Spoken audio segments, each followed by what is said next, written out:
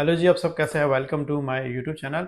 आज के इस व्लॉग में आप लोगों को शेंजन के वो 3 कंट्रीज़ बताऊंगा कि इस वक्त आप अप्लाई कर सकते हैं और इसका रेशो बहुत ही अच्छा है।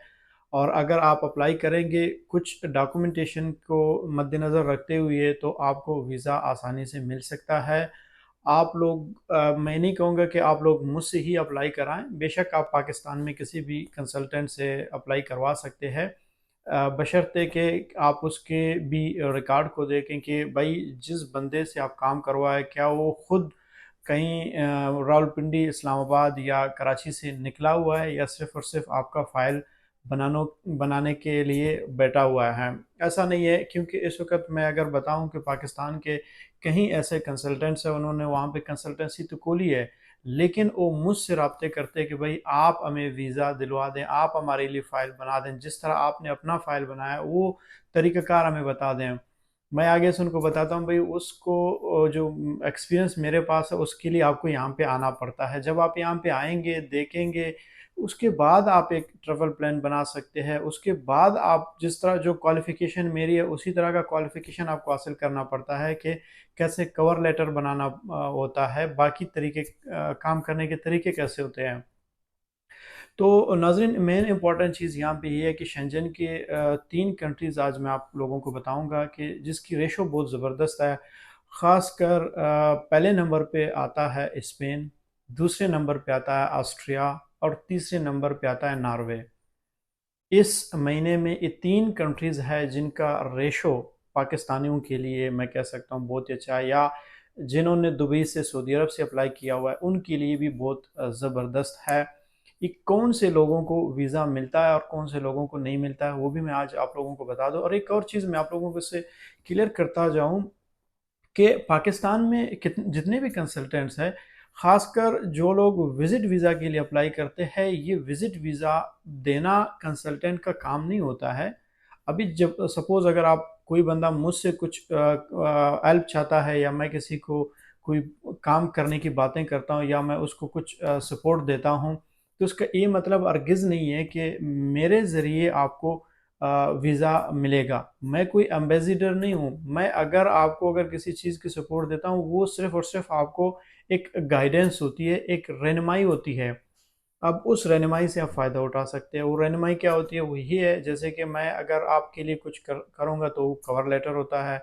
कवर लेटर मैं कहता हूँ कि आप मेरे एक्सपीरियंस से फ़ायदा उठा सकते हो। जो कवर लेटर मैंने अपने लिए बनाया हो, मैं आपके लिए बना सकता हूँ। इसी तरह ट्रैवल प्लान, मुझे पता होता है कि यूरोप में बैठा हूँ, यहाँ पे किस तरह का ट्रैवल प्लान बनाया जा सकता है, कहाँ-कहाँ पे आप घूम सकते हैं, कैसे आप ट्रैवल कर सकते हैं। या फिर दूसरा, मैं अपने ट्रैवल एक्सपीरियंस से आपके ट्रैवल एक्सपीरियंस को रिलेट करता हूँ कि मैं कैसे वहाँ से निकला, मैंने कौन से डॉक्यूमेंटेशन लगवाई है, क्या तरीक़ाकार किया है।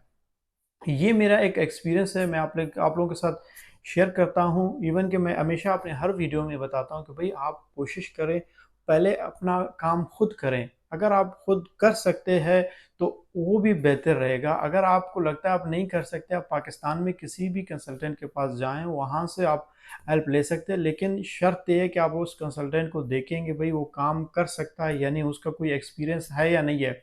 ऐसे नहीं है मुफ्त में आप उसको कुछ उसके सर्विसेज के पैसे दे दें और बाद में कहें भाई काम इसने अच्छा नहीं किया। हाँ, आपने ये चीज़ ज़रूर देखनी है कि उसकी अपनी हिस्ट्री कैसी है, काम खुद कर रहा है, नहीं कर रहा है, या आपके लिए जो उसका खुद मतलब कोई ट्रैवल हिस्ट्री है या नहीं है, पाकिस्तान से बाहर गया नहीं गया। जिस कंट्री में अगर मैं इस वक़्त शेंजन का अगर काम मैं कहूँ, मैं किसी भी अपने सब्सक्राइबर को हेल्प करूँ या सपोर्ट करूँ, उसके लिए मैं कहूँ, मैं अगर उसको हेल्प करूँगा तो लाज़िम है कि मैं उसके लिए अच्छा फ़ाइल बनाऊँगा, अच्छे से उसको सपोर्ट करूँगा, अच्छे से डॉक्यूमेंट्स उसको बना के दे दूँगा।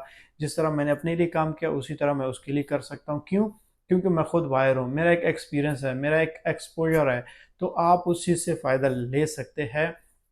अब यहाँ पे मैं बात करूँगा कि कौन से लोगों को इस वक़्त वीज़े मिल रहे हैं। नाज़रीन, देखो, आज तक जितने भी लोग हैं मुझसे जब राब्ता करते हैं कि भई हमें बाहर जाना है, हमें तरीका बताओ किस तरह अप्लाई करते हैं, क्या-क्या रिक्वायरमेंट्स है। रिक्वायरमेंट्स मैं उनको बताता हूँ कि भई आपके पास बैंक स्टेटमेंट कम से कम 15 लाख होनी चाहिए। मैं ये नहीं कहता हूँ कि मेरा अपना 12 लाख था, मैं आपको भी कहूँगा कि आप भी 12 लाख ही लगा दें। आपका कम से कम 15 लाख बैंक स्टेटमेंट होना चाहिए। और जब 15 लाख की बैंक स्टेटमेंट होगी तो फिर उसके बाद आपने शो करवाना होगा आपका अपना बिज़नेस। कारोबार भाई अब करते क्या है, यानी ये 15 लाख आप दिखाएंगे बैंक स्टेटमेंट में कि, तो फिर उसके बाद आपको उनको बताना पड़ेगा कि भाई आप करते क्या, ये पैसे आए कहाँ से है।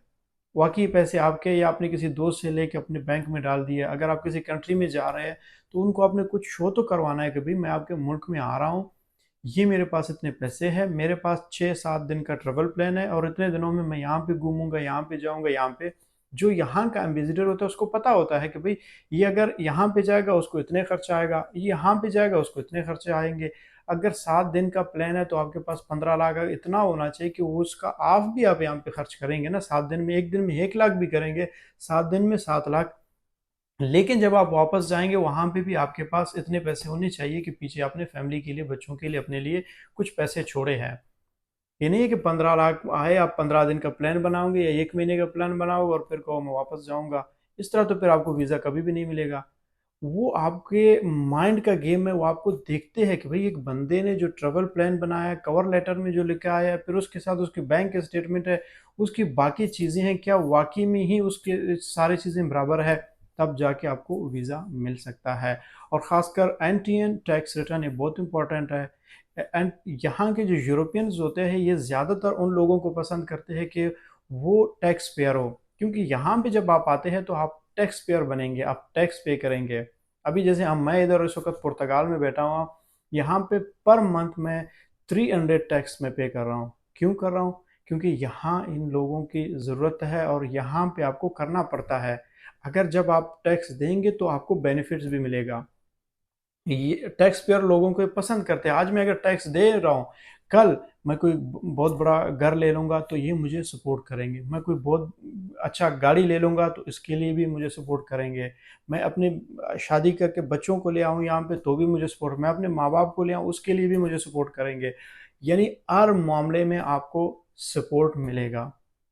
तो यानी आपने टैक्स पेयर स्लिप्स और एनटीएन अपना हर हाल में बनाना है और बैंक स्टेटमेंट कम से कम 15 लाख और बिजनेस शो करना है। अगर सैलरीड पर्सन है तो अपने सैलरी स्लिप्स लगाने और अपने बैंक स्टेटमेंट जो पैसे आपने जमा किए वो बताने, कहाँ से आए, कैसे आए, किधर से आए। और ये आपको एक अच्छा कंसल्टेंट बता सकता है। आप किसी से भी कंसल्टेंसी लेते हो वो आपको बताएगा कि कैसे आपने अपने डॉक्यूमेंटेशन बनाने हैं, कैसे क्लियर करने हैं। वो चाहे फिर आप स्पेन के लिए अप्लाई करें, नॉर्वे के लिए करें या ऑस्ट्रिया के लिए करें। तो मेरा यही मशवरा है इस वक्त कि आप इन तीन में से किसी भी कंट्री का करेंगे तो इनका रेशो बहुत ही अच्छा है, ज़बरदस्त है, बशर्ते कि आपके डॉक्यूमेंटेशन कंप्लीट हो, क्लियर हो। अगर हमसे किसी तरह की भी कंसल्टेंसी चाहिए, कोई भी सपोर्ट चाहिए, स्पेन, पुर्तगाल, तो आप मेरे नंबर पे मुझसे रब्ता कर सकते हैं।